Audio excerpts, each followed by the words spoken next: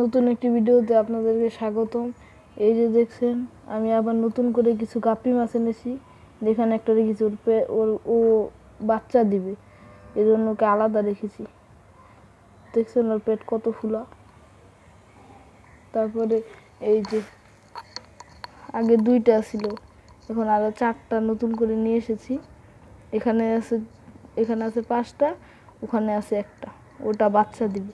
এখানেও একটা বাচ্চা দিবে, ওই যে ওইটা আর এখন সময় আছে, কিন্তু এখানে একটা কিছুদিনের মধ্যেই বাচ্চা দিয়ে দিবে। কালারগুলো কত সুন্দর।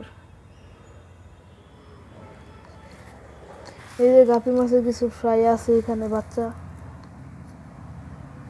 এই যে। আর আমি আমার কাছে কিছু রেখেছি, আমি যেখানে থাকি ওখানে।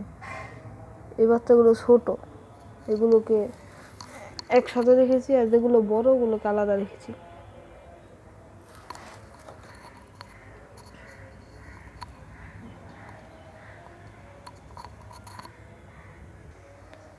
এখানে এগুলোকে নেট দিয়ে সুন্দর করে ঢেকে দিতে লাগে, না হলে তেলা পোকা বা অন্যান্য পোকামাকড় এসে এখানে করবে। আর এখানে দেখছেন আমার এই মাছের বিভিন্ন সরঞ্জাম, মাছের খাবার, মিথিলিন ব্লু, তারপরে এটা দিয়ে লাইভ ফুড খাওয়াই। এই যে দেখছেন আমার ড্রাগন ফল গাছগুলো, মাশাআল্লাহ কত বড় হয়ে গেছে। এখন এই যে এখান থেকে শিকড়ও হয়েছে, এই শিকড়। এইটা এখান থেকে ভেঙে গিয়েছিল, এই গোড়া থেকে। এই যে আমার অ্যালোভেরা গাছগুলো,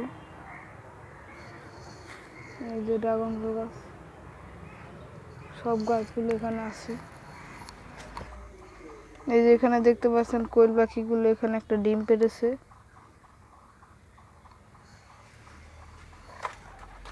এই যে সুন্দর।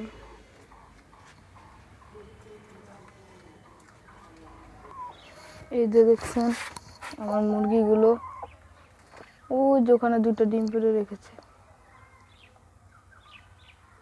ওই যে।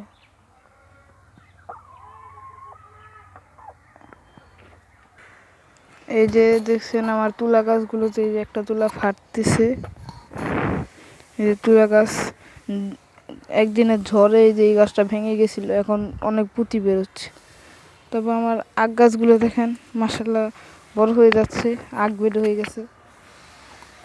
তবে আমার স্কুল থেকে এই যে ছোট একটা আকাশি গাছ দিয়েছে। তারপর আমার স্কুল থেকে যে আমড়া গাছটা দিয়েছে, ওটা ওই যে ওখানে একটা করমচা গাছ দিয়েছে।